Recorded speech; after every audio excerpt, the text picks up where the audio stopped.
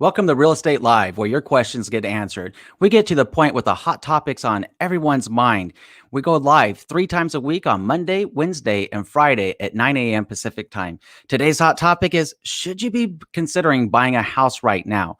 To help us out with this topic today, John Carr from Ontario, Canada, will be joining us in a few moments. Afterwards, we'll get right into the Q&A session. Please feel free to use the chat box on the right-hand side to drop us a line. Let us know what questions are on your mind today, or if you'd like to join us live, there's a link in the description on both Facebook and YouTube. We're looking forward to a productive conversation today. So let's go ahead and introduce you to John Carr from Toronto, Canada.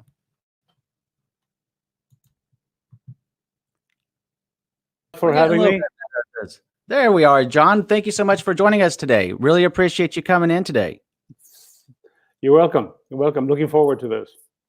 Awesome. So, John, I know that we were having a really interesting conversation about, is now really the time for somebody to be looking at buying a home? I know there's a lot of confusion out there. I know there's a lot of anxiety. One of the things that I would like to do is have a real conversation. And I really appreciate you being our neighbor to the north in Canada to gain additional insight and perspective into what people are thinking about, not only in your marketplace, but also how to simply address the situation of buying a house now. So why don't we get right into the hot topic leading in with that question? Should I buy a house now? Just out of curiosity, what are your thoughts on that topic? Certainly. I think the first two things that come to mind is, do you have a good reason to buy? In other words, is your family growing? Your tiny little condominium simply is not going to accommodate a second baby, and you have to buy. But perhaps more importantly than that is, do you feel confident about your job security? If you have those two things lined up, those two aspects where you feel pretty sure, it is a safe bet, I would say, to go ahead. Okay, so I appreciate your insights on that, and that's getting into some of the considerations that I wanted to review here in a moment. So with that said, in buying a house now, that it does go to definitely to those points. Now, one of the things that I would like to ask you about in Canada as compared to the United States, I know that right now in the United States, we have extremely low inventory in a lot of our markets. We are seeing a little bit of an uptick in the sellable inventory that is presently available, but there's also a different side. Every coin has two sides, and that's what makes this interesting, because one side of the coin here in the United States is we have some historically low interest rates. And if you have a few more homes on the market than that have been over the last, let's say, 12 to 18 months in the United States and most of the United States, right, then you actually have more opportunities to pick a house that might be more your style if things make sense to a person in their life to buy a house now. So that's point one. Point two is those historic low interest rates. And then let's get real. If less buyers are out there in the market buying a home, what does that mean? That means there's less competition, and you may find sellers a little bit more motivated to help out with buyer closing costs or other considerations that may come up during this time. Because leading up to this point, we were already in a very, very tight inventory market leading into 2020 here in Vegas. And even right now, I think today we have like 5,700 homes on the market. Well, consider the fact that last year in 2019, the Las Vegas marketplace alone had closed 5,000 homes per month on average. So the curiosity that I have for you coming out of or being in Toronto is, are you guys seeing similar things in your marketplace? We definitely are, Andrew. We have been experiencing a shortage of listings for 15 years. I'm not trying to be dramatic or anything. 15 years we've had a shortage of listings. So wow, buyers have been under pressure for a long, long time. And there's been a lot of talk about buyer exhaustion. If you try to buy a house for 15 years, you get tired of it. I mean, if you don't succeed, of course. So most definitely. And I appreciate that. And I see a couple of people that are in the live chat right now. And Pug Love in April, I do see you there. Thank you so much. You're always so amazing. Pug Love in April, joining in on like everything. You're just a rock star, and I appreciate you being here. As is Meseret Binti that says good morning. Well, good morning to both you, Pug Love in April, and Meseret. And Sevia Brian, I see you, my friend. Thank you so much for joining us. I am super stoked and excited for you. Sevia says, hello, Andrew. I just officially sold my house, literally driving home from closing now. I watched and followed all the advice of your videos and sold for $10,000 more than we expected. Thank you.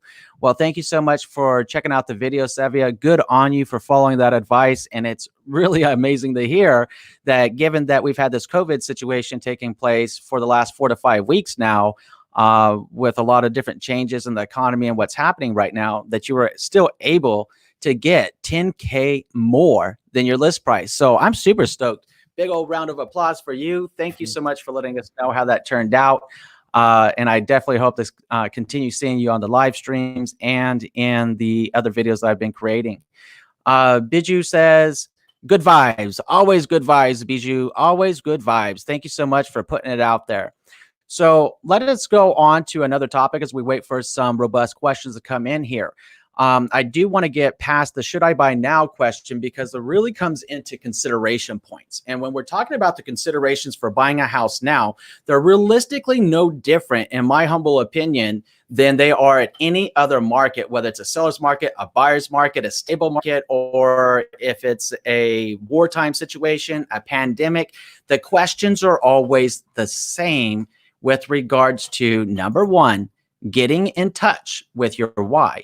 When you get in touch with the reasons why you're buying a home, you begin to get clarity, and clarity is king. Now, there's certainly practical applications we need to consider about how should we buy a house? Should we be buying a house? And are we comfortable to be buying that house? But number one is to understand, to John's point a few moments ago, why are you buying your home? Right? Why are you looking for that home? Do you need the upsize? Do you need the downsize? Are you trying to move to a different area? Do you need to go somewhere else for a job? These are all life considerations because number one, getting in touch with your why realistically is about life. And if we're being honest here, and I think that we can as friends, then we know that life is going to go on with or without a COVID situation, with or without a wartime situation. Let me tell you, life was going on here in the United States when I was combat deployed for almost 2 years in the Marine Corps, and I was in Iraq and Kuwait and everywhere else in the Middle East. Life was still going on. To me, that's the life that I knew. That was the bubble that I saw. But when I came back stateside, life had changed. And the United States had changed. And there were so many different things going there. The point of the story and the moral of that is life will continue on. So by getting in touch with the reasons why you're buying your home, how long you're going to live in that home, these are the first steps to take in knowing if you should buy a house now or if you should wait. Now, the next consideration that we would have is actually job security. And this is the big one that I like to highlight the most. First and foremost, we need to be taking care of you, your family, and your loved ones. Those are the first and foremost of the situation. We need to be making sure that you're protected. We also need to make sure that we're helping people that are in need around the United States and around the world, because we're always stronger and better together than we are not. But when we're considering specifically buying a house now or not, it's going to come down to, number one, job security. How secure are you in your job? If you have a job in an industry that is highly unlikely to see a recession or see an issue, then you're primed better than people that are more prone to changes in the marketplace, such as like a hospitality or food industry, let's say, right? Those type of industries are hurting right now. And those are the people that we need to be reaching out to and helping. But if you're a nurse, you're a first responder, your job is intact no matter what you do in life and no matter what happens in life, because we always need you. And if you are a first responder, if you're a doctor, if you're a nurse, I want to tell you right now, from the bottom of my heart, thank you for everything that you're doing. And we need to be supporting you and staying out of your way to let you focus on those people that need help the most.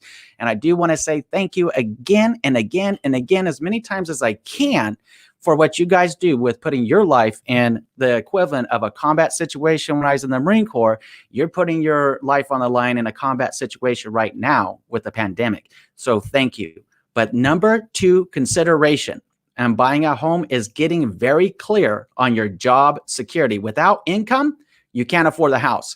And I did see, and I'm going to pop it up on the screen because I want everyone to see this. I thought it was a brilliant article for the most part on realtor.com. They came out with, should I buy a house during the coronavirus crisis, an essential guide. And I was taking a look at this and I thought, okay, a lot of this is pretty cool stuff. They even had some stuff coming in from Ryan Serhant. And Ryan Serhant, by the way, I'm a big fan. So Ryan, if you're watching, or Yolanda, your assistant's watching, hello. And thank you for checking this out. Love what you do. But that said, they also had the chief economist for the National Association of Realtors, Lawrence Yun, and they were talking about the different studies and stats that are taking place right now across the United States. There's one thing that I really want to get down into on this, because there's one thing in this overall article that I couldn't disagree with more. And it's not about trying to be disagreeable or anything. As you may know from watching a lot of my videos, I'm very positive mojo. But in this one I wholeheartedly disagree with, and that's why I want to single it out. The rest of this article is great. I'll put it in the description if you want to check it out later, because there is a lot of great information in this article. But this one little paragraph that says, if you're worried about layoffs, you should buy a home well under your budget so you have enough money left over for closing costs, home maintenance, and a rainy day fund. Now is the time to crunch your numbers more carefully than ever before, and below is what you need to consider. Now, those 3 consideration points are something that you should consider regardless of any market. But when they're talking about if you're worried about layoffs, you should buy a home well under budget, my suggestion to you is, if you're concerned about a layoff, is not to buy a home. And because I don't want to see or hear, you're giving me a comment, you jump on a live stream and say, hey, I bought a house and then I got laid off, and I was already kind of thinking that I might get laid off. Look, if we see that writing on the wall, we need to be prepared to take care of ourselves. Number one, our family, because without taking care of ourselves and our family, we can't take care of anything. And I don't want to see you lose your house and then you get penalized because you got short sold or you got foreclosed upon later off in the future because you couldn't afford the house that you purchased. We don't want to see bad things happen to you as trusted real estate advisors. We want to see you successful and making well-informed decisions that are right for you. So now, John, I've been blurbing a little bit here. Why don't you tell us your thoughts on these matters? I agree full-heartedly with everything that you said. Job security, job security, job security. If you're in transportation, meaning your company owns trucks, they deliver all sorts of things, from food to materials and all that. The economy works on trucks. If you're in transportation, you're going to be okay. If you're in banking, again, the banks are not going to close, so chances are your job is going to be secure. If you're in health, again, you probably have a secure job. Somebody in other words, the more basic the need that your business, that your company is serving, the more likely that you will have a job. But if you're in, and I don't want to pick anybody in particular, if you're looking about someone in interior design for multi-million-dollar homes, I don't know. Is that going to be a need? Is that a job that is going to exist a year or 2 years from now? Perhaps not. So good points, John, and definitely appreciate that. It is all about the job security and sizing up the opportunity. It's also about recognizing the opportunity that people have available, which would take us down to the third consideration here. And the third consideration is actually your comfort level right now. And to get your comfort level right now, we have to assess the entire situation. Now, one of the reasons I started streaming live again, and pretty aggressively this time around at 3 times a week, on both YouTube and Facebook, was because there's a lot of misinformation out there. There's a lot of people fear mongering, saying the stock market's, collapsing, the economy is going to collapse, and it's just couldn't be further from the truth in many cases. What collapses an economy goes back to the second point we just made, which is job security. If we start seeing, 20%, 25% or more of Americans going without work, or in any economy or any country, we have a problem. And it has nothing to do with real estate at that point. It has everything to do with employment situations and job numbers. So, that's where we got to get clear and call a spade and be real in our conversations, that have a productive conversation to better understand where we are, where we've been, and where we're going next. So when we're talking about your comfort level needs to be assessed into the profile and thought process, ideally, of what is your personal comfort level? What is the situation with your family?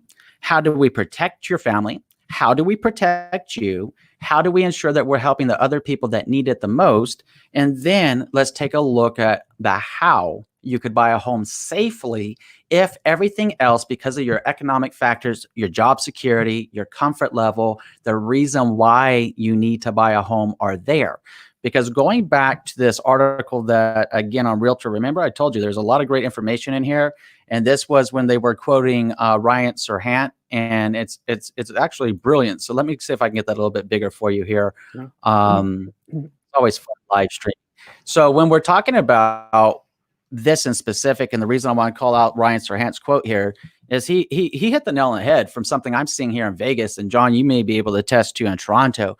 He mentioned that sellers are nervous because there's a little bit of an excess of supply. Interest rates have been hovering at historic lows, which we all know.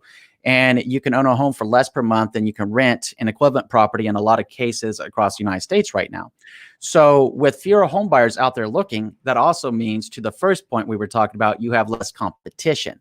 The unmotivated and uncommitted buyers have dropped out of the market, according to Maggie Wells, who's a real estate professional in Lexington, Kentucky. So even out of Lexington, Kentucky, that is her observation as well. So with less competition comes more opportunity for buyers that know the reason why they're buying, that have the job security, and they have the comfort level to go into home shopping mode. Now, these are some of my thoughts on this matter. What I like to do is make sure that we're addressing the concerns of anybody that's watching right now. So definitely, hey, number one, if you're live with us right now and we're live, and if you're just joining us, thank you for tuning in. Ask those questions in that chat box. If you really want to get up on the camera with us, please feel free to do so. I make the link available every live stream so we can have even more engagement. And number three, if for some reason we miss your question or you watch this after we're live, then please, by all means, leave us a comment in the comment section on Facebook or YouTube, and we'll make sure we get those questions answered for you as quickly as possible.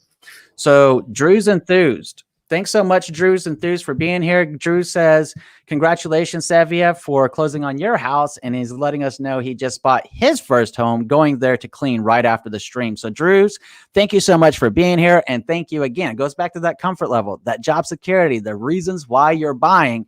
We have two people in this live stream alone, one that sold and is actually leaving the closing right now, one that just bought his first home and is going over there to clean it out after he watches this live stream. So it goes back to these reasons, and it goes back to the very simple point. Life goes on in any situation. Now, maybe I'm just getting old here, John. You know, I'm 39, but I've lived an interesting life of active duty time in combat situations. I've been up and down and all around in life. I've gone through bankruptcy. I've gone through heartache. I've gone through pain, right? So life has taught me a lot of lessons. And one thing that life has always taught me is life moves forward. It's about what we choose to do in each and every moment that define our life by the actions that we choose to take and the way that we conduct ourselves as a person. But ultimately, life is life. And every single day we have an opportunity. And I can't remember off the top of my head who said it, but you could look it up, anybody that's looking out there. There's a quote that I always like to remember every single morning. And that's that sunrises are like opportunities. If you wait, you'll miss out. And that's the truth. Every day is an opportunity. So I think that's an amazing point. So Drew's Enthused, thank you so much for joining us today. Bravo Beeline, thank you for joining in. Bravo says, people talk about the recession and real estate prices dropping in 2 to 3 months. Rates are low right now, but prices are still high. I'd assume that if prices drop in the coming months, then rates will rise. I'd assume if prices, I'm a little bit confused with the question there, but let me see. Let's do it again. I'd assume that if prices drop in the coming months, then rates will rise. Okay, Bravo, I'm going to ask you to clarify that last part because I'm not entirely certain what you were asking there. I know that it's just typos, a little bit interesting when you're streaming, but let's get to the first part of that. People talk about the recession and real estate prices dropping in 2 to 3 months. Rates are low right now, but prices are still high. So here's an observation that I've had in Las Vegas, right? So we're 2019 for us, number one. If you look at stats and you look at numbers, and you know I nerd out on this stuff, so I understand how to help people. Number one, we saw a lot of stabilization in the real estate market, which is typical of every industry, of every market, to go through stabilization points that aren't what are called recessions. They're just natural stability points. What goes up must come down. What goes down must balance out as it goes back up again. So we did see that in the 2019 market. Now, when you have a less amount of inventory, and inventory, and for the purpose of this conversation, is supply of homes, right? When you have lower inventory, that's what you're seeing drive prices up. If you have less buyers in the market and you have more homes on the market, that's when you see a situation where you have a buyer's market starting to form. When you see more buyers in the market than available home inventory, that's when you start seeing a market go into what's called a seller's market. When you see pretty much a balance of the two, it's just that. It's a stabilized, balanced type market. Now, to put your local marketplace in perspective, one should be concerned with how many homes are actively available on the market. That's the first point. The second one is how many homes in the last 12 months has your local marketplace closed on an average basis. That's why I was sharing with you here in Vegas as an example that right now we have approximately 5,700 active listings available in Las Vegas. Now, to some people, depending on where you're watching me from, that sounds like a lot. But in our Vegas marketplace, traditionally, we're closing 5,000 homes per month. So when we see 5,700 homes on the market, in my real estate brain, like, oh my God, you give this about 30 to 40 days, no new listings come on the market, they're gone. Because the reality is I'm still working with families to buy homes. I'm working with sellers to get their homes ready to go on the market right now. I have 5 wonderful families in contract right now that are moving through the escrow process. Life goes on. Knowing the reasons why you're buying, knowing the reasons why you're selling is what's critically important. And bravo, when you're talking about the recession and real estate prices, look, the biggest thing that would cause a recession is not COVID in and of itself. It's not the stock market being volatile at the moment in and of itself. It comes down to employment numbers. It comes down to how we react. And unfortunately, what not too many people just yet are doing, and I really hope that people start doing this, and the people I'm referring to in specific here is regardless of political affiliations or thoughts, are all of them combined. We need a voice of confidence. We need a voice of logic. We need a voice of this is the path. This is the situation we're in. We need to recognize that the spade is the spade and we're in some difficult times, but this is how we dig our way out, is with a game plan, is with a strategy. And by coming together, not only when the chips are down, but staying together when the chips are back up, because we're always stronger and better together than we are not. When you're talking about real estate prices dropping in 2 to 3 months, I'm going to challenge that point. And here's why. I don't think that's going to necessarily be the case, because what I'm seeing is a lot of pent up demand, but people, due to restrictions of COVID and being, the hashtag stay home movement, which is fabulous, by the way, I'm a strong supporter of it.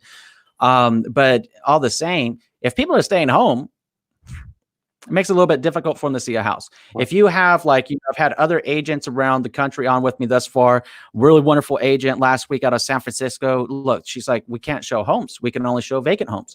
Earlier this week, a really wonderful agent out of Colorado Springs, Colorado, telling me, hey, Andrew, we really can't show homes right now. We can show vacant homes, but we have to do it through video and everything, right?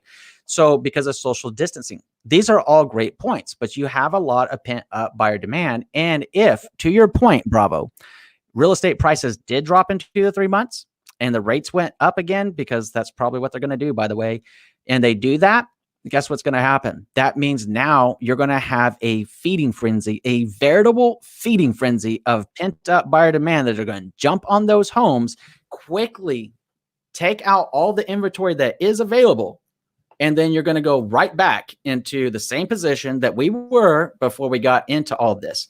That's where it takes balance. That's why we need calm. That's why we need reason. That's why we're doing these live streams. John, just out of curiosity, would you agree or disagree with that assessment? I do. And we're starting to see something slightly different that I have no idea whether you've experienced that or not. We call them VTVs, vendor take back. Okay, in layman's terms, seller take back. If a buyer does not quite qualify, if the bank is kind of holding back, they are not quite sure about their credit rating and all of that, and instead of giving them $500,000 mortgage, they say, well, we can give you $420,000. Where does the $80,000 come from?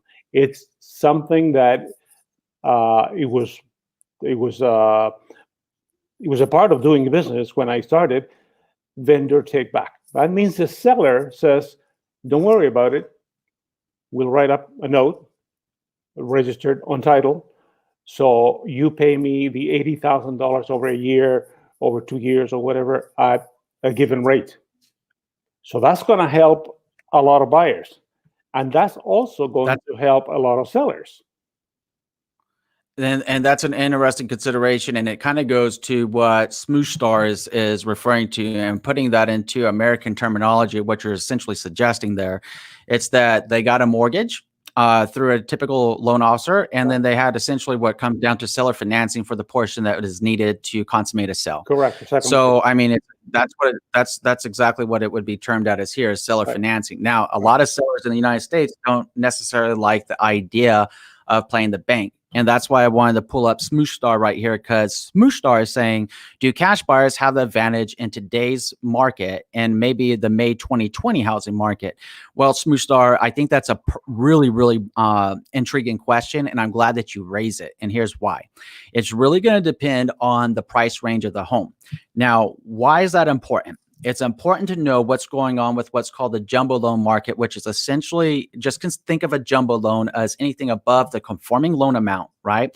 A conforming loan amount being here right now like $510,000 for different types of loans, right? $510,000 is a conforming loan amount. So anything be above and beyond that goes to what John was saying. You're going to have a couple of different ways to look at purchasing a home if one needs to get financing for a more expensive property.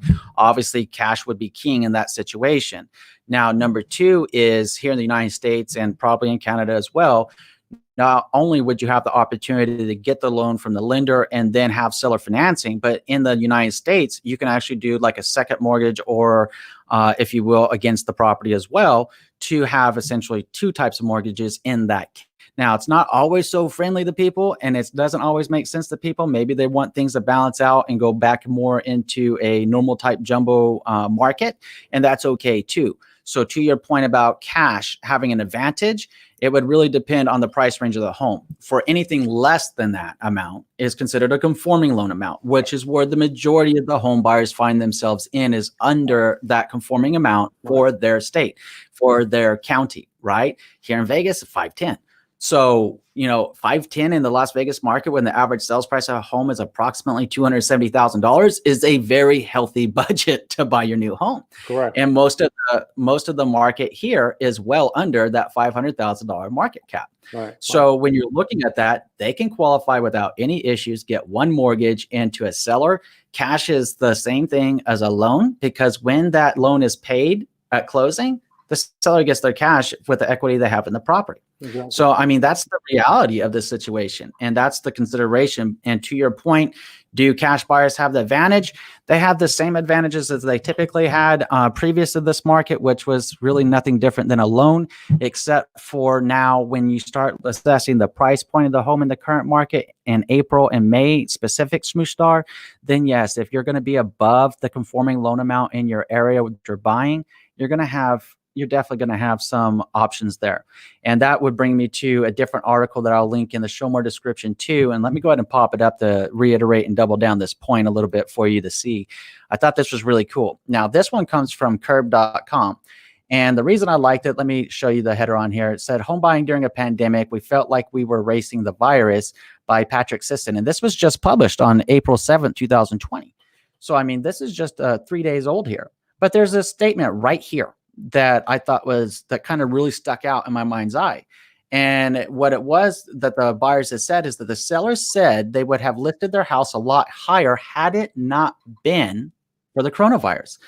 And they wanted to get offers in quickly since they were scared of a potential lockdown.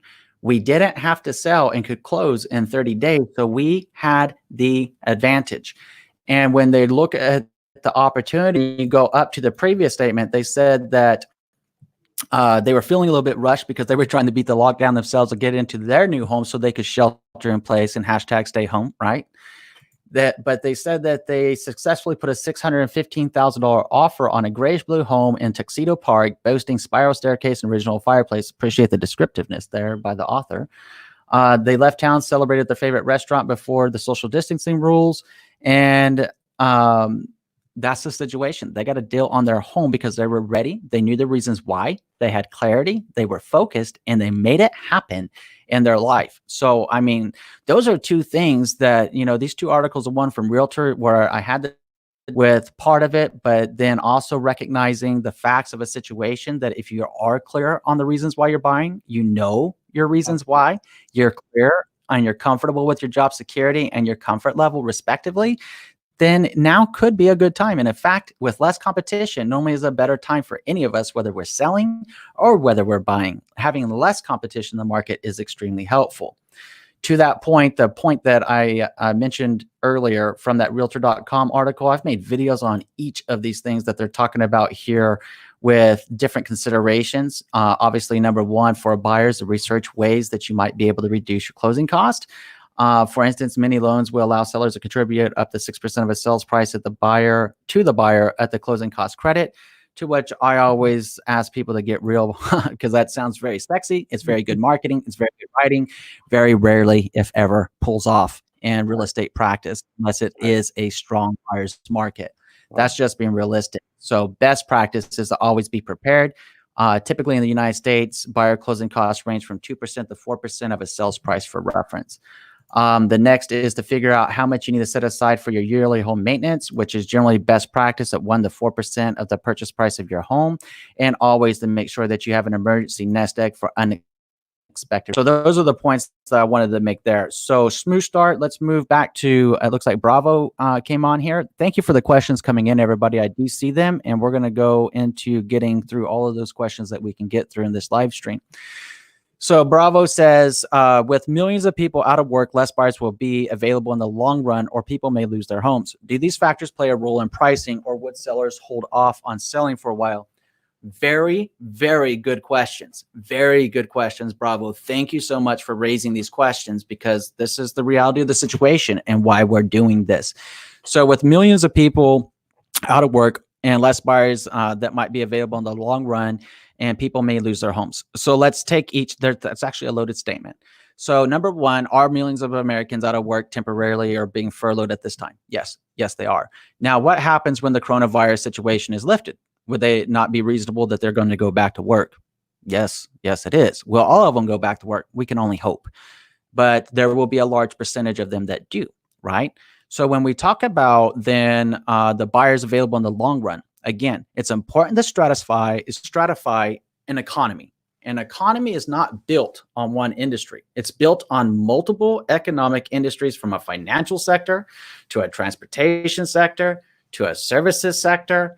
And underneath all of these different sectors that we have all these industries from manufacturing. And then what's being manufactured? Are they pharmaceutical goods? Are they automobiles? Are they homes? You have all these different stratifications of a market. The reason this comes up, and the reason it's important to understand, is that while there is a significant amount of people being affected presently in the services industry, the food industries, there are also a significant amount of demand for more workers in, let's say, transportation, in the medical field, in other occupations right now, in supply, in warehouse, in stocking. These things are important to understand. Where there's one loss, there's another gain. So when you're talking about the available of supply of buyers, essentially here, it's important to take in context.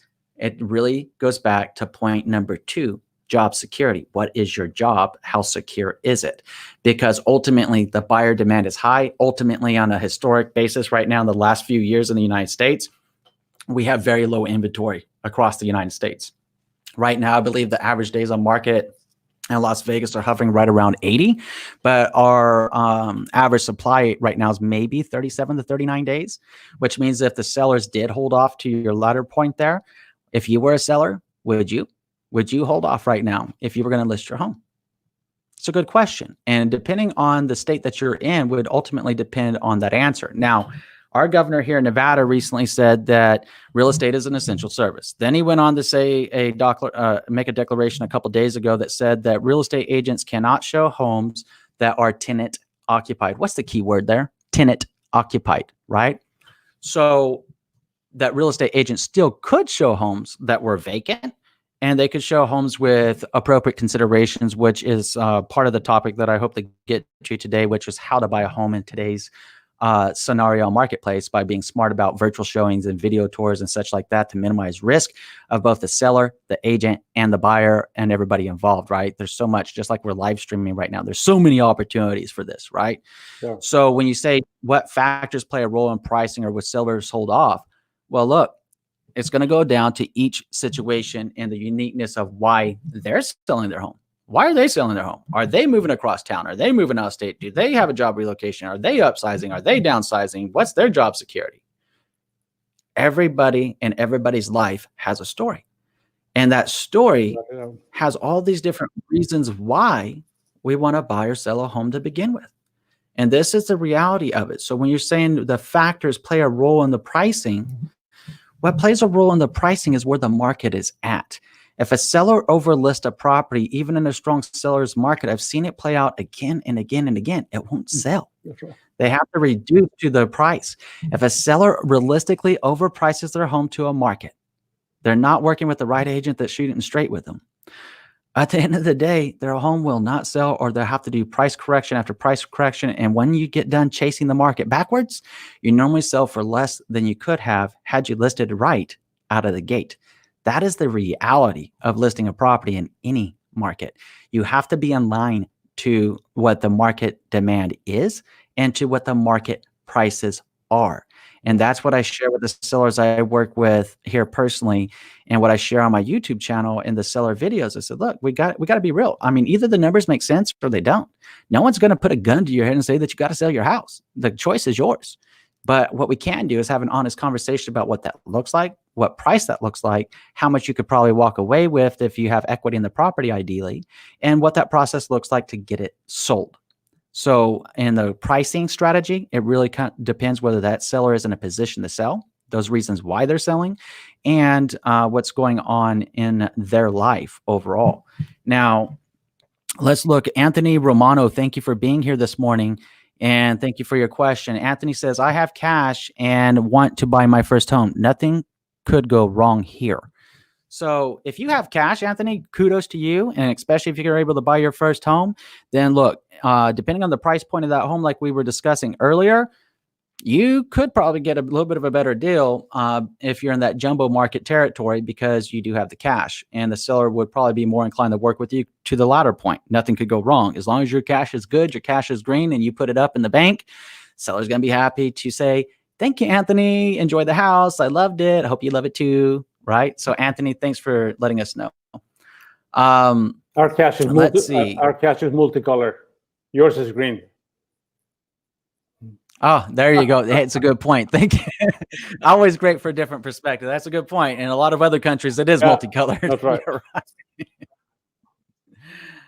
Okay, so Bravo, let me see. Bravo's here. I mean, if prices drop in the coming months, rates will rise. It's entirely possible that's the case, and that's why I have the loan officer Bill Marion with New American Funding on with me Monday and Wednesday at 9 a.m. Pacific. We are tracking all of the movement. Next week, we're definitely going to be talking about on Monday is about buying a house when you're furloughed, whether you're a seller. That's also going to be relevant information. And then on Wednesday, we're going to go a lot deeper into mortgage forbearance, just to kind of give you a heads up if you are interested in those two topics. That's what we'll really be diving deep into next week. Smoosh Star says, and I love this. Oh, I love a person with numbers.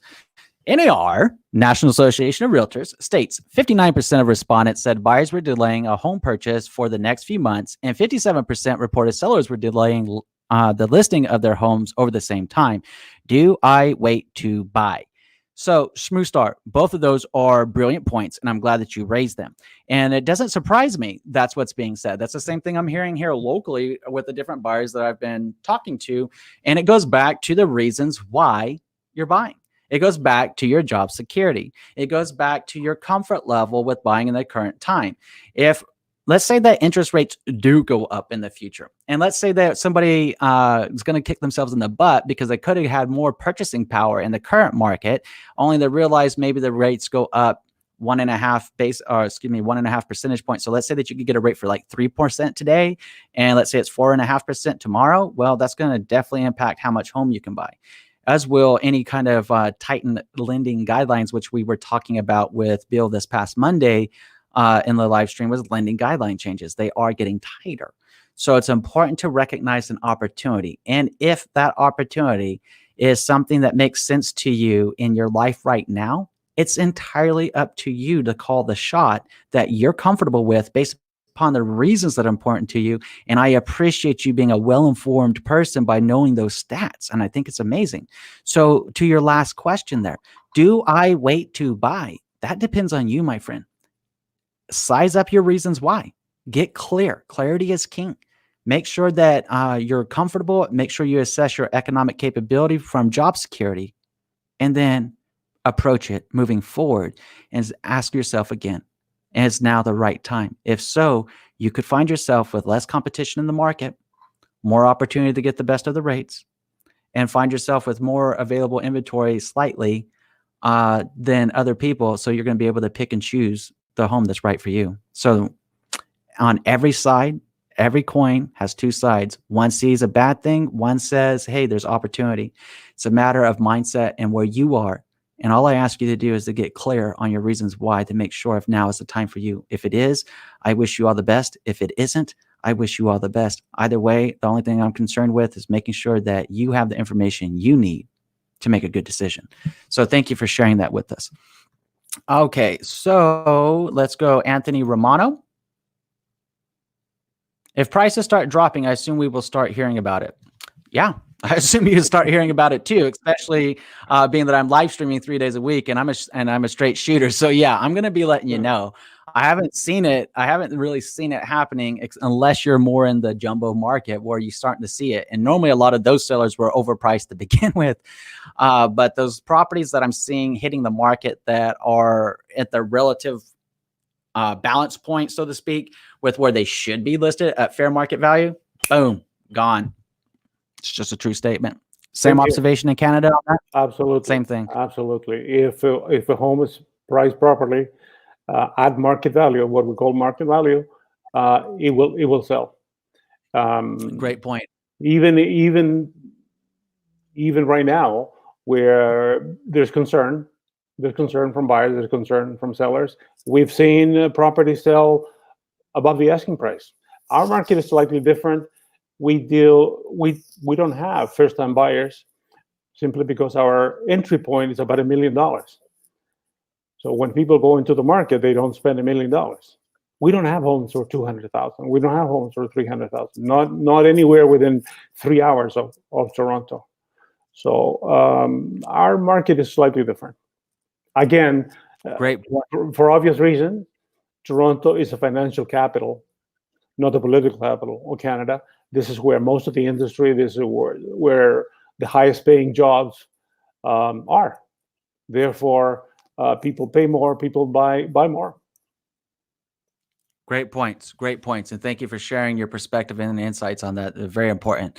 So Akadol Islam says, so nice decision. So nice. Well, thank you so much for being here from Facebook, by the way, and we're glad to have you.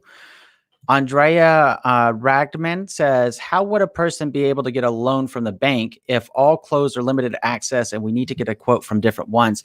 So Andrea, that's a really good point. And in fact, a lot of banks are not closed. This goes back to something that John and I were just discussing about job security and the professions that aren't necessarily closed. Now, they may be closed to you to meet in person or maybe doing by appointment applications only right now.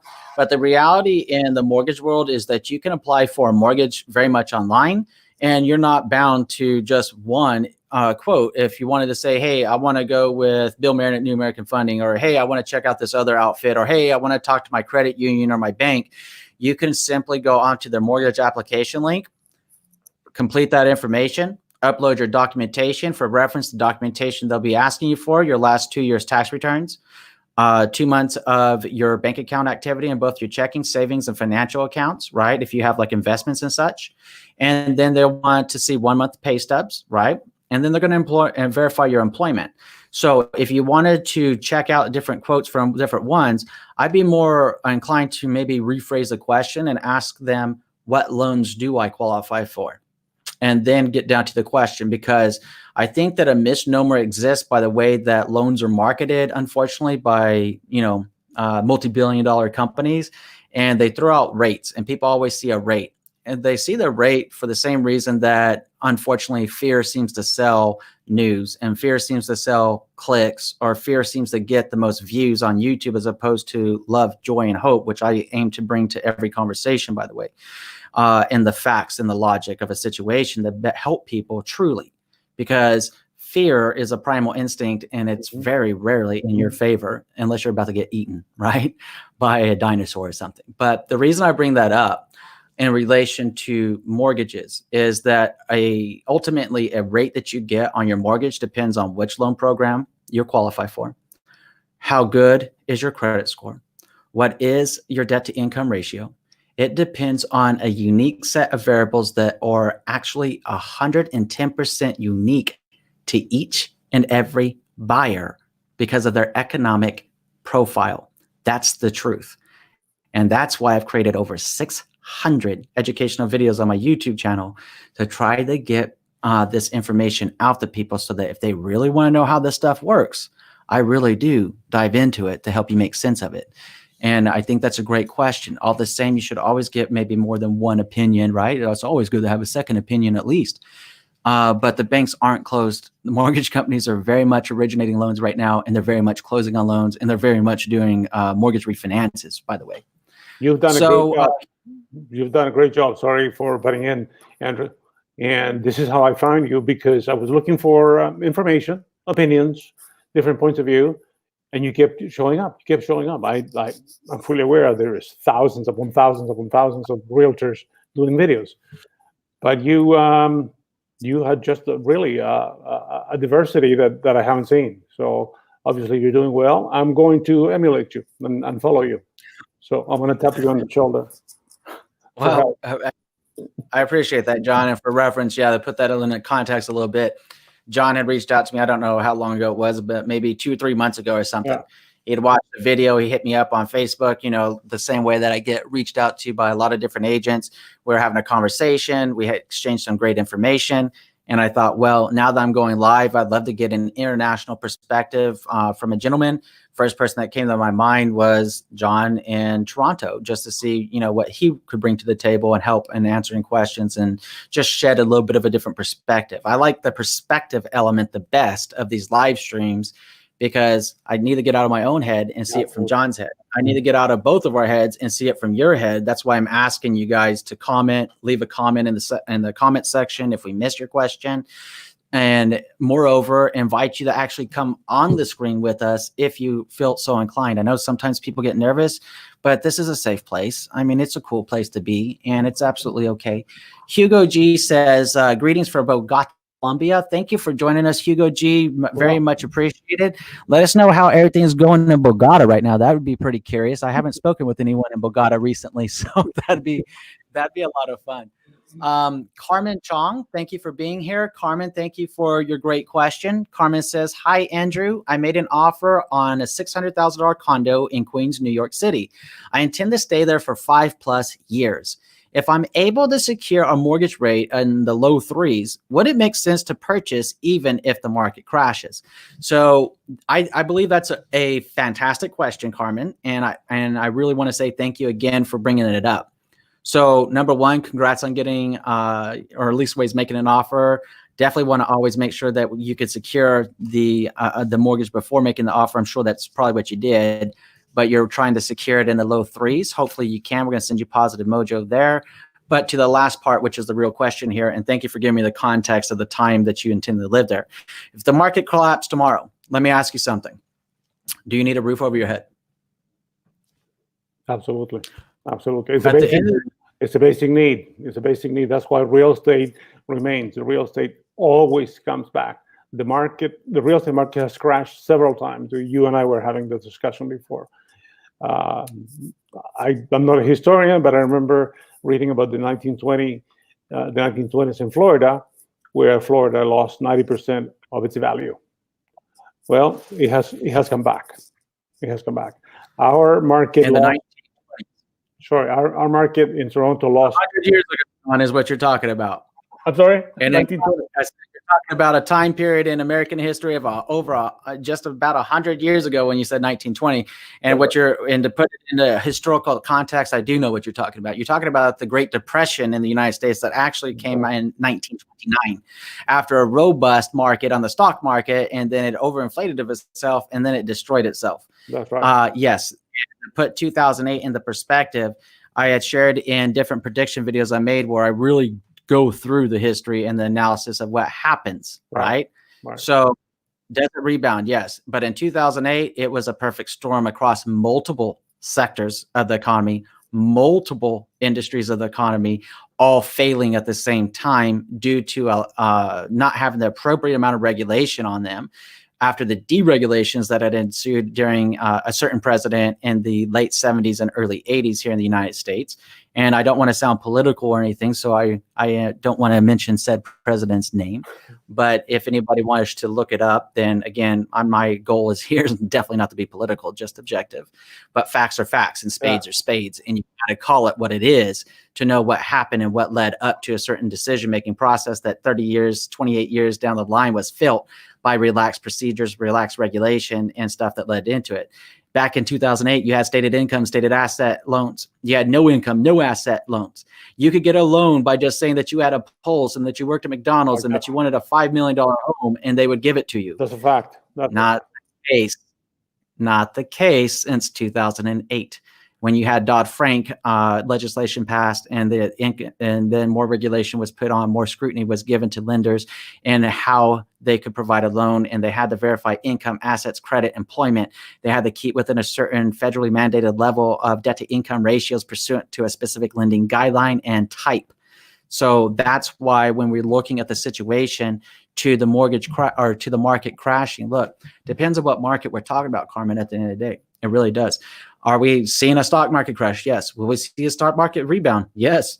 Will we see real estate crash? I don't know yet. I'm not overly convinced that that's happening. I know that I've heard some people say they predict in as little as 3 to 6, maybe 12 months, an increase in foreclosures. I am here to tell you I don't believe that to be the case. I think that uptick in foreclosures will occur, but it would be a natural progression. But would it be at the level that they're saying that foreclosures are going to be, to the point that could actually devastate or hurt a real estate market? No, they won't. The reason being is we do have the mortgage forbearance option, and that's why I want to dive very deep into mortgage forbearance next Wednesday with Bill Marin, who is a loan officer, and really get clarity on exactly how that's starting to shape up and look, because that's one option. The next option is, of course, if you can pay your mortgage, always pay your mortgage. The third option is that people weren't getting mortgages that couldn't afford their mortgages. So then you say, well, what happens if you got furloughed? It goes back to the same point. We have this little stimulus check coming out to the people that meet the criteria for it, which is the vast majority of Americans, right? So that's number one. Is it enough to really help out? I don't know, but I know that something is better than nothing when we're in a tight position, okay? The next consideration that I have there in that situation when it comes to potential future foreclosures is there's going to be a lot of mediation and the people that go on because of the uniqueness of the coronavirus COVID-19 situation. If people were in a position, the bank is going to have to work with them, and there's going to be a lot of mediation that takes place to avoid the foreclosure situation. The last thing and the worst thing that could happen to any economy is you kick people out of their damn house. That's the truth. You kick people out of their house and you make them homeless. That's the worst thing that you can do. So it's more about how do we work through this together by coming together, thinking about it, and getting clear on it. If the market were to collapse to that point again, to touch on it again, we need three things in life. Three. We need shelter, we need food, we need water. Ultimately, at the end of the day, whether buying a home is right for you or if renting a home is right for you, the choice is yours. And you have to make a decision that you're comfortable with, to the point that if the market collapses tomorrow, so what? If you have a roof over your head, will the market go back up? It sure will. And we saw that in the most recent memory in the 2008 period, that people bought that at the height of that market in 2006, 2007, lost everything in 2008. But if they kept paying their mortgage, right? Or did a loan modification of sorts, right? They were able to turn around in the 2016 to present market and sell for more than they bought the house for. At the same time, going back to we as people need three things: shelter, food, water. They had shelter.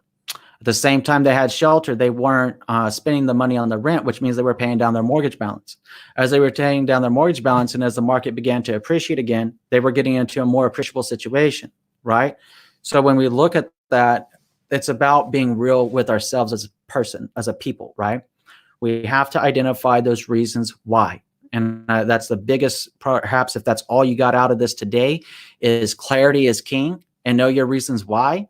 Then this was a very good almost 1 hour on a live stream today, because that will serve you well, not only in real estate, but also in life. So Carmen, I think it's a great question. And I think that you need to gain clarity within yourself of asking yourself the reason why you're buying and making sure that you're making a well-informed decision. But either way, Carmen, whether you choose to rent or you choose to buy, it's up to you. And one way you're going to get appreciation, depreciation, flatlining, whatever, called home ownership. But over time, historically in the United States, real estate does rise. So even if you took a short-term loss for a long-term gain, is that worth it to you? Wow. Now, only you can answer that question. So Laura Acosta, thank you so much for joining in today, Laura. Really appreciate you being here. Laura says, thank you for your honest, level-headed, and straightforward conversation. Blessed Good Friday. Blessed Good Friday to you as well, Laura. Thank you for that. Look, out of all the 600 videos I created, you're always going to find honest, level-headed, and straightforward. And maybe that's why I don't have 18 million subscribers, because I refuse to give in and sell fear. I refuse to be dishonest, and I refuse to be deceitful. Just click.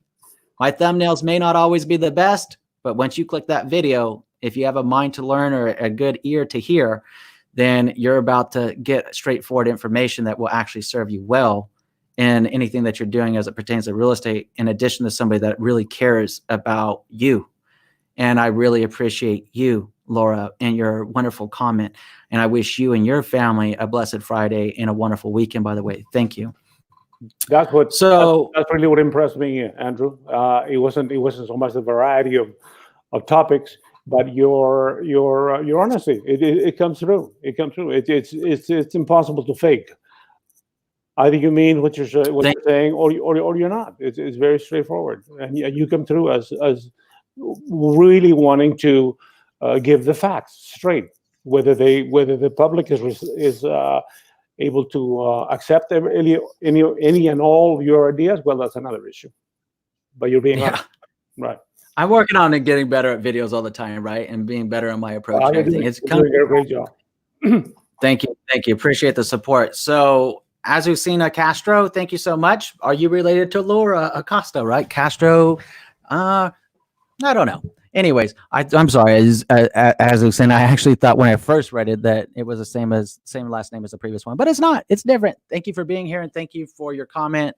Azucena says, thank you for the detailed information. I just placed an offer on a home. I'm ready financially. However, I am a first-time homeowner and have depended on educational sources such as your channel. Well, I'm glad that my channel was a source of education for you and also for support. You'll also find that into your homeownership years, I actually have an entire playlist of, I think I've done about 50-ish videos on how to own the home, maintain the home, how to pay your mortgage off quicker, all those fun things that we would like to know as a homeowner, including down and dirty. This is what we do every season to maintain the home and things that you should consider with a home maintenance checklist. So if you're new to my channel, for reference, it goes far deeper than home buying. It goes deeper than home loans. It goes deeper than live streams. The reality shows that kicks off on April 15th next week. I'm very excited about with those home buyers showing their buying process through its entirety. But I also go into investing. I also go into some personal mojo gojo with inspiration, motivation, ideally. And I also obviously go into home ownership. So there's a lot in those 600 videos. And maybe it's just more about me spending a lot of time with it and putting them into better playlists to make it easier to find them. Because I started off with just buckets, so to speak, selling, buying, investing, and homeowners. And then it's just like hundreds of videos now are layered in there. But thank you. Thank you for that. And I appreciate your support, my friend. I really, really do. And every time I hear, like Sevia telling us that she watched my videos to learn how to sell her home and that she was literally driving off from the closing earlier, that really touches my heart. And it really lets me know I'm on the right path with what I'm doing. And it gives me faith for another day. It keeps me motivated to keep creating content and coming to the plate to create the videos, because you're the reason why I do it. And then you had another gentleman, Drew's Enthused, that just bought his first home, told me the same thing. You're telling me you just made an offer on your first home. I'm super excited for you. Carmen's letting us know that she made an offer on a condo in New York. Life goes on. And I'm really happy that you have found support and you find the information that you need on my channel. Thank you. So what I was promising you that I wanted to get into, I'm going to circle back on in case there's anybody else that wants to make any comments, but I do want to circle back on to bring it full circle here before we adjourn. And that is, if you're planning on buying a home and now is the right time for you, how can you be safe buying a house right now? And what comes to my mind are two things, and it really comes down to your personal comfort level of both. Number one is virtual showings. Now we're like, hey, what's a virtual showing? Well, we all know what they are. They're like the pictures put to like a dance is what I like to call it. They're a virtual showing, showing the pictures and buying a home from a picture. Now, invariably, there's somebody watching right now saying, well, I'm not going to buy my home from a picture. That doesn't make any sense. What if they're lousy pictures? What if the pictures are too good to be true? And those are both great points. And I think that the question needs to be talked about, which is why I like the second option better. And the second option is a live video home tour with your agent. Because in all the markets that are saying that they can't show real estate, right? They're not saying they can't show it via technology. Right. So we have that opportunity to go on FaceTime, Facebook Live, whatever the service may be, Zoom, services like we're using right now to go live, right? There's so many opportunities to actually do a video home tour. And I actually this past weekend, I interviewed 3 of my past clients for a video that I'm preparing to create. And the topic of the day was buying a house sight unseen, because all 3 of them did. All 3 of them never saw their house until they moved here and got the keys on day 1.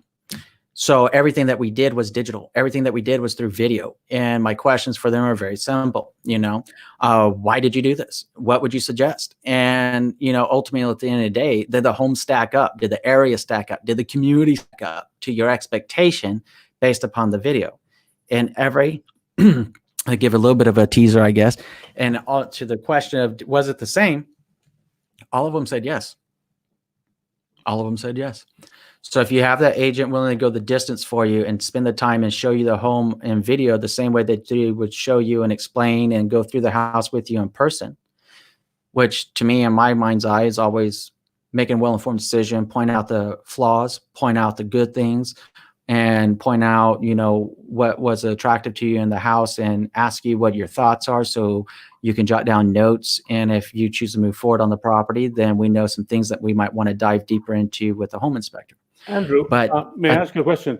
Does your board allow a contract to be, we call it conditional, I think you call it something else, conditional on, okay, we agree to the price, we agree to the closing, we agree to everything else, but I'm the buyer, I will not buy until I see your home.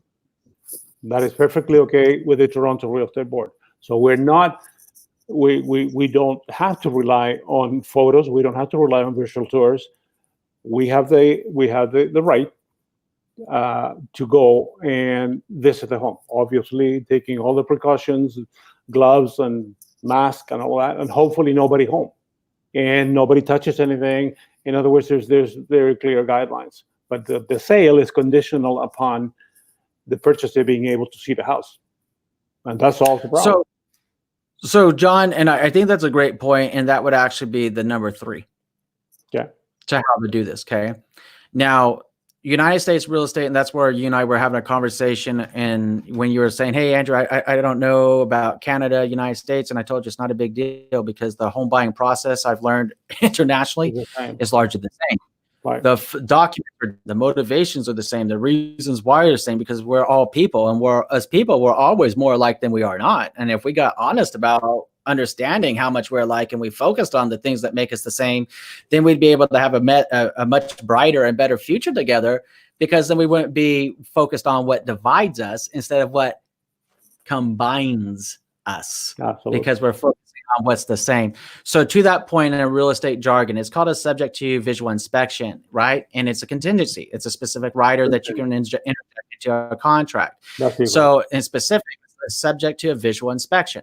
And that in those cases, those are in this situation, that would also be a prudent thing, that if somebody is local to a marketplace and does want to proceed with making an offer on a property, and they are comfortable based upon a video tour or looking at photos, but not completely comfortable without seeing it themselves in person, because not to give too much of those interviews away this last weekend, they all say the same thing. They say, look, if you can't see it in person, video is great. But if you could see the home in person, absolutely see it in person. Right. That's just human nature. Right. So to the visual inspection counterpart, right?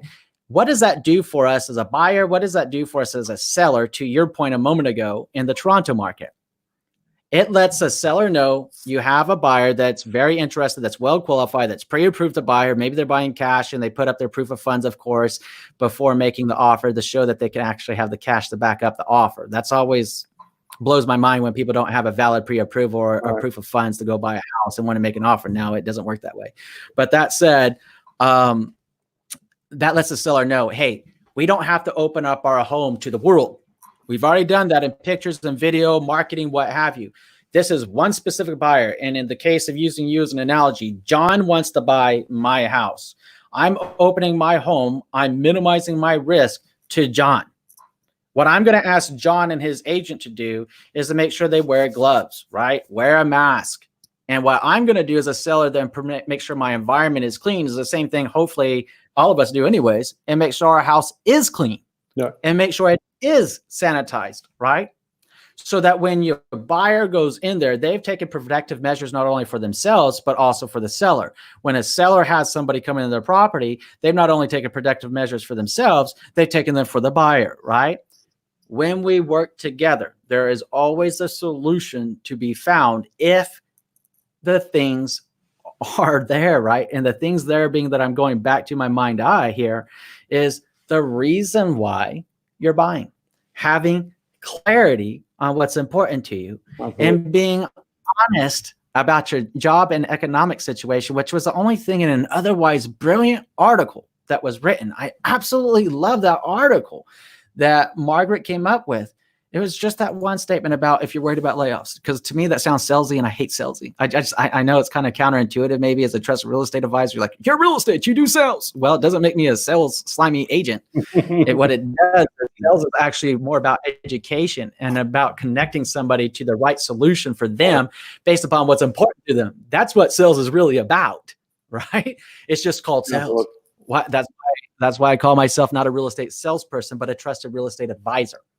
I'm not in it for the commission. I'm like more of a hashtag people first type person, hashtag, people before profit type person, where I want to see the best for the families I represent, give the best to people and making great, well-informed decisions. So I think that's a very valid point. JJ's joining in. JJ, thank you for being here. Is the market going to crash? We covered this again and again and again, and I'm going to cover it again. Okay. So I know this is probably going to be very, very recurrent through all live streams with this question coming up, because it is on everybody's mind and there's a lot of misinformation. So I very much appreciate the question, JJ, and I don't mind it coming up as many times as you wanted to come up. We need to talk about it, right? So as the market going to crash, number one, what market? Real estate market would be the assumption, obviously, right? So number two, let's look at what collapses a market and what crashes a market. Is it going to be COVID in and of itself? No. Is it going to be the stock market in and of itself? No. What would collapse the real estate market, JJ? Employment, job security, numbers, right? Wow. But would it collapse the real estate market in that case, JJ? No. It would collapse all markets across the board if people are going without work. That's the reality.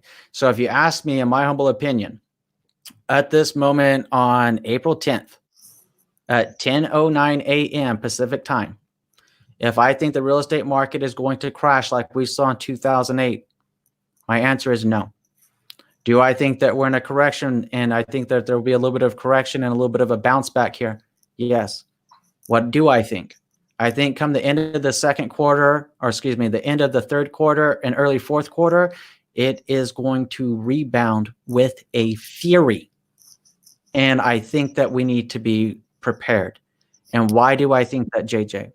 We have so many different protective measures coming in right now through our American government and how to protect people as far as mortgage forbearance and stuff are concerned.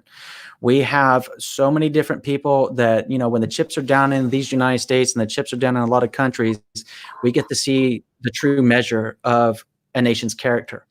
We get to see the true measure of what those virtues look like. And we are seeing a lot of people, regardless of what all news media have to say right now, we're seeing a lot of positivity. We're seeing a lot of people supporting each other and coming together in these times. And when you see those things coming together in these times, and you're asking me the question about, is the market going to crash? We need to understand so many different variables of what makes a market crash. And going back to sectors, going into the financials, going into the mindset of the people, going into what are we the people doing, and what are we the people thinking? Well, we the people have a life, and life continues forward no matter what happens. So when we look at that, the real question is employment security. It's not COVID. COVID is here today. It'll be gone at some point in the future, right? And then what's it going to be? It'll be something else that people want to sell for fear. It'll be a new reason the stock market, real estate market, and financial sectors are going to collapse, right? But we got to be real. We got to be honest. We understand the legislative process that's taken place that got us to this point. And we got to understand the scrutiny that lenders are under to provide people that are well deserving, like well qualified home buyers with a mortgage by verifying their income, assets, credit, and employment. We got to get real. We got to get honest about this. Mr. and Mrs. Watkins, to you, thank you so much for joining in. Oh, you're in the service. Thank you for your service so much, by the way. Really, really appreciate you. I'm a former Marine myself. Thank you. Thank you. Thank you so much for your service. So we are in the military. We are a military family, and we're due to close on April 30th on a new construction in Georgia that we haven't seen in person. We live in Missouri, and our realtor in Georgia is handling everything perfect. It's a great point. And in fact, going back to when I was talking about those 3 families I interviewed for buying a home sight unseen, none of them was active duty. He was rotating from the East Coast to the West Coast on PCS orders, right? So it's a great point. In the military, you don't always have the option. You could be international. You could be overseas. You could be so many different places, and you're only given so much time to find your new place. So it's a great point. And it said Miss and Miss Watkins to you. So thank you for that, Miss and Miss Watkins. Miss and Miss Watkins, thank you so much for that. It's a great point that you raise, and I'm super excited for you. So here in 20 days, you're going to see your brand new construction home, and I'm going to wish you many, many happy years in your new place as you feel the walls full of love, joy, and laughter. So congratulations. Really, really heartwarming to hear that, Miss and Miss Watkins. Thank you so much. Morgan Z28 says, are housing prices going to go down in Florida? We're thinking of purchasing late this year. Thanks. Morgan, thank you so much for joining us, and thank you so much for the brilliant question. This would go back to more of a national trend line level. I do believe I had something that might be interesting. Yeah, there it is. There it is. Let me pop it up on the screen here, Morgan, because I'm going to make this link available after the live stream. And when it comes down to, do I think the price is going to go down? Possibly, but I also think the mortgage rates might go up. So kind of at that point, right? What you're seeing on the screen right now are the metros with the largest March inventory decline. Why is an inventory decline important to understand? An inventory decline is what drives prices of real estate up. If you have less available homes for sale and you have more buyers than homes are to buy, what happens? Prices go up. So even if we see some areas where we see inventory is actually increasing, right? If buyers are still buying the homes, and they are, from my experience, right now here in Vegas, just little Andrew has 5 families in contract and preparing with 2 more sellers to put 2 more homes on the market, very much working with people through the process of getting their pre-approvals and stuff. Life goes on. Life continues. What I'd ask you to do, Morgan, is go back to the beginning of this live stream if you feel so inclined, and go through the portions where we're talking about knowing the reasons why you want to buy, assessing your job security, assessing your comfort level, and getting clear on the opportunity that does present itself here and now for you and your home buying. Not saying that you should buy now. Look, that's not for me to say. That's for you to decide, not me. All I'm asking you to do is make a well-informed decision and recognize the opportunity that may be there for you now, if you're in that position now. I'm absolutely not pushing or suggesting that you do it. I just want you to know that there is an opportunity in the present market to get the best of the low interest rates and have less overall competition due to a lot of people think I'm going to wait till later in the year. Because to me, whenever I hear this argument and I hear this thought process, what comes to my mind is what goes through real estate 12 months out of a year, every year. And that's, hey, you know what? The best time to list or buy a property is in the spring and summer. Well, if everybody thinks, and everybody's conventional wisdom, the best time is to sell in the spring and the summer, what happens? You have an explosion of listings on the market in the spring and the summer. You've increased the amount of competition altogether. If everybody says that there's buying a home, best time to buy a home is in the spring and the summer, you have the same explosion on the buying side. Did you really get anywhere? No, you got yourself more competition. That's what you got. So it's a matter of putting in perspective why you're buying. Does it make sense for you to do it now? Does it make sense for you to do it later for the reasons that are important to you in your life? Sizing up the reasons why, gaining clarity on why you want to buy, number one. Number two, your economic situation with your job security. And number three, your overall comfort level and what you decide is right for you based upon those reasons that are important to you and you alone. You call the shot, Morgan, on this, okay?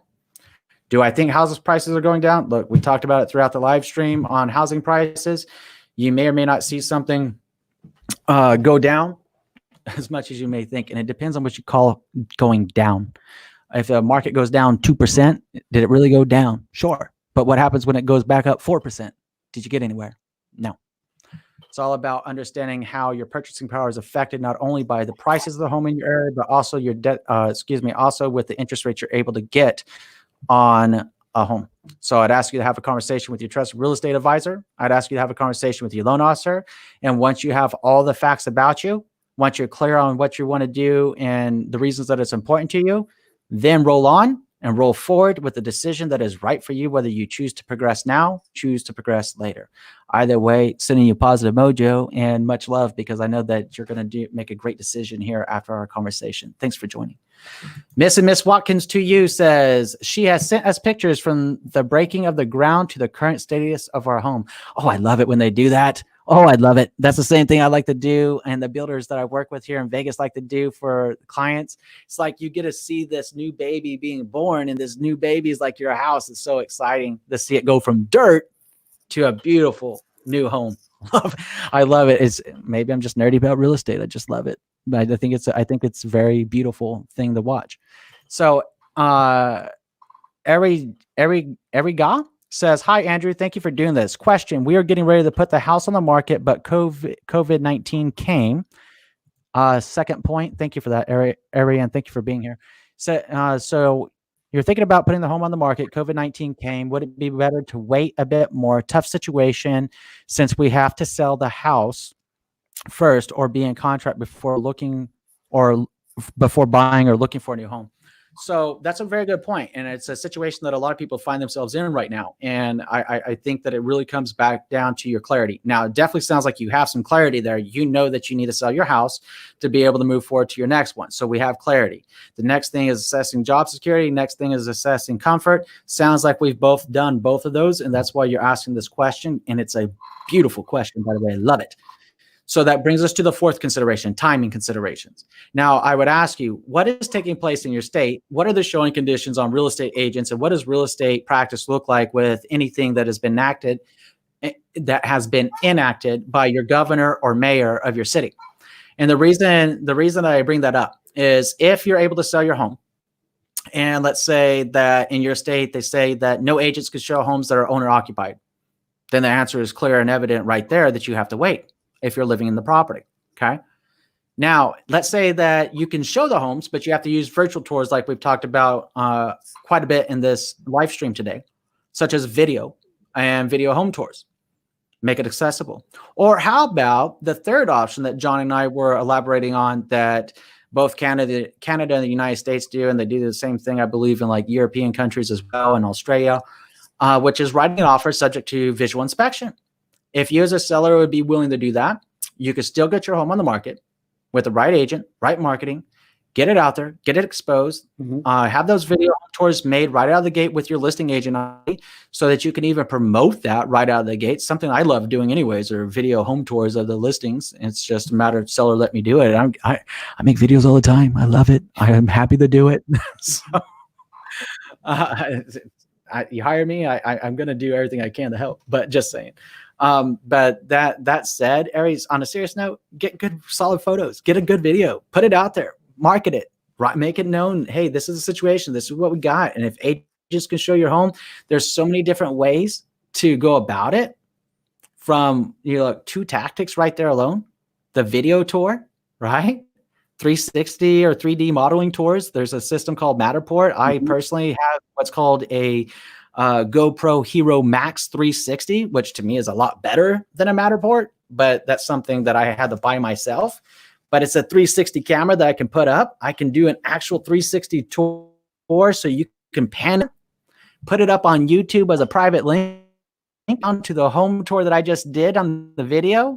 And if somebody wants to say, hey, thanks for the home tour, Andrew, but I really want to check out the 360, you have it in the link just to go and tour it, and you can take any look at that. So I think it's really, really good. Area here, and that's what's valid right there. That's how we get to the bottom of this question. I'm in the New York suburbs. No agents can show homes. If that's the situation, right? And I would get with Ryan Serhant at the Serhant team in New York. Again, another plug to Mr. Ryan Serhant. I actually really adore that guy. He's very smart. I know he's a little animated. I know he's a little silly, but aren't we all? So the reason I say is that would be exactly who can make your home sell even without a showing is the Serhant team and Ryan Serhant, because they got all the connections. Yeah, boy. Anyways, that said, at the end of the day, if that's not your selection of agent and you have a different thought process on the matter, Ari, then what I could say to you is to just wait until the agents can show your home. Go ahead and stay in place. Go ahead and make your plans, refine your clarity, refine your approach, and be that much more ready to go whenever the time does come to list your home and agents can show your home again. And one of those preparation steps that you could be doing right now is if you need to go through your house and declutter, depersonalize, deep clean it, now's the time to do it. If you want to get a jump on packing out things that you don't need while you're decluttering so that your home shows better when the time comes, now's the time to do it. So there's a lot of opportunity that you can take on any DIY projects, any home maintenance right now. In fact, if you really want to take a very deep dive view into what it is to get a home sold, I did a reality show with Connebeck and Kelly here in Las Vegas, Nevada. That was a seller reality show. It's called The Real Estate, The Untold Stories. And the first opportunity was with Kelly and Connebeck, and it was an amazing experience. But the whole home selling process, for the most part, we went through everything. It's an 8-part series. And how to stage a home, how to get it clean, how to get it ready, how to do the home maintenance, how to go through the inspections, how to negotiate offers, blah, blah, blah. Everything is in that series if you want to do it. And if you find yourself with a little bit of time, maybe it's something you will enjoy. And if you have specific questions, of course, just ask. But it sounds like to me, to answer your question in short, is that if no agents can show homes and virtually no agents can do homes subject to visual inspection, essentially real estate is shut down with Governor Cuomo and the Mayor de Blasio over there. Look, that would also make sense because New York is the hardest hit right now in the United States as an epicenter of COVID. So they're going to go to extra measures and extra links to protect everybody because the close proximity of everybody, whether you're in the city or in the suburbs, it can manifest and blow out really fast. So I can certainly appreciate the wisdom and logic of Governor Cuomo in New York doing that. I think it was a smart decision to keep people safe so that the safer that New Yorkers are right now, the faster they can rebound. And we definitely know New York, more than any place in the world that I know of, is immensely resilient. Look at September 11th. Look at everything else through New York's history. Resilience is the name of the game in New York. So be resilient and be ready when the time comes. Smoosh Star.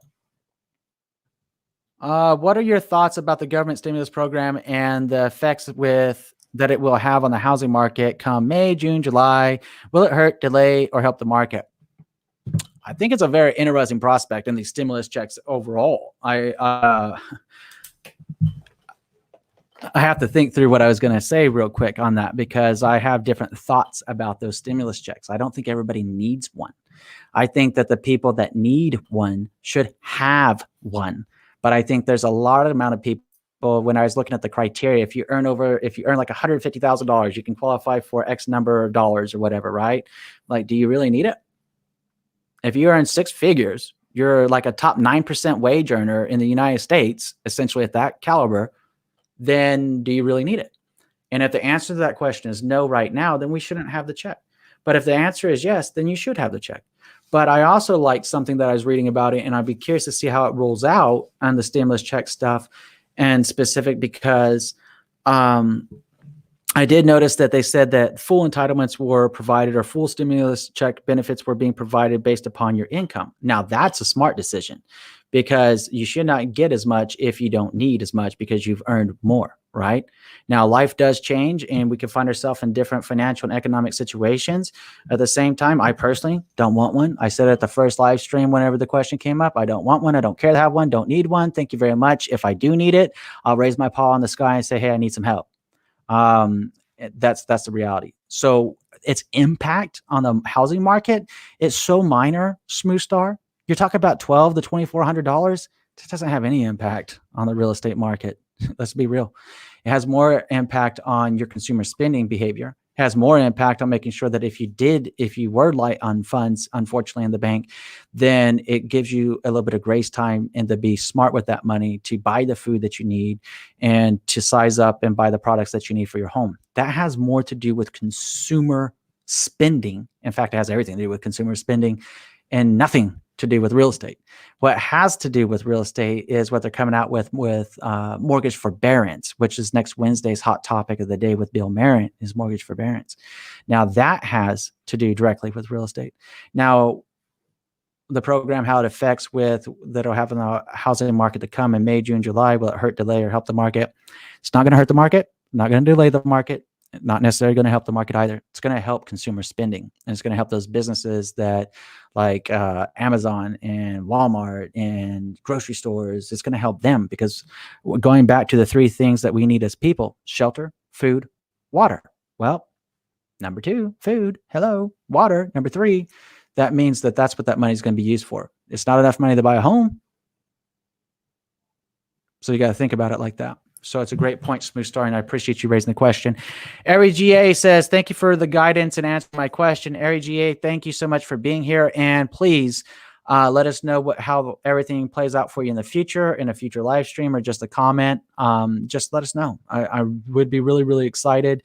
Again, if you'd like to give the Serhant team, Ryan Serhant, a call in New York City suburbs, this team is amazing, and they could probably be much more beneficial to you than I can, given that is their state they operate in their city. So Morris D, do you think the market value of the house will go down? If yes, when are we going to see this? Well, Morris D, and thank you for being here again, my friend. I certainly appreciate you coming on almost every live stream, so that's amazing, and thank you for that. So we keep talking about this, Morris D, and this is something that I've discussed with John and everybody here in this live stream quite a bit today. The reason you're not seeing this is because it's probably not going to happen. That's the reality. Probably not going to happen. If you see the market value of the homes go down, look, if I saw a market value of a home go down today, let's say it was a $300,000 home and it went down 5%, which is $15,000, right? I'm not alarmed, because what I also know is that come the end of this year, over the 12-month projection, the homes are probably going to appreciate. And I did share this in my housing market prediction. Did I know coronavirus was going to hit? No.